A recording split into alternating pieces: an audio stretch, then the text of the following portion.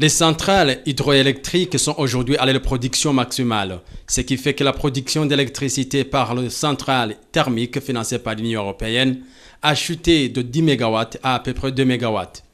A souligné Deoruli Monzou, le président du conseil d'administration de la Régie des eaux, lors d'une visite des infrastructures de la Régie des eaux pour l'approvisionnement en eau et en électricité.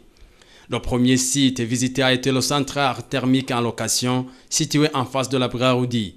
Le constat a été que la production a diminué, mais que le compteur pour la facturation de carburant est en panne.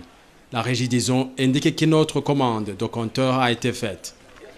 Il a été aussi constaté qu'il y a des gens qui construisent sur ou sous des câbles à haute tension, alors que c'est interdit.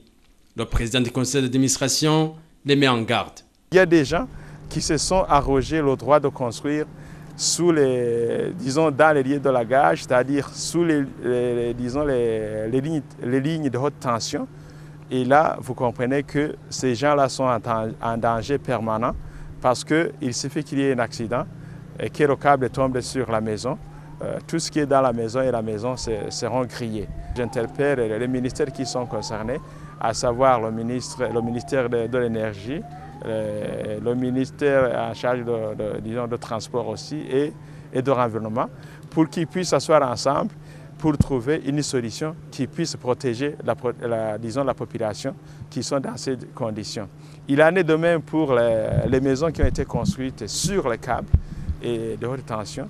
Et là aussi, je crois qu'il faut les prévenir à temps et les obliger à quitter ces lieux dans les meilleurs délais pour éviter, encore une fois, les accidents qui peuvent surgir à ce niveau-là. Un autre site visité est celui du station de pompage pour l'approvisionnement en eau situé dans le quartier Loiro 1. Comme il a été indiqué lors de cette visite, il y a 2 ans que cette station était en panne, surtout au niveau des captages sur la rivière Nahangwa.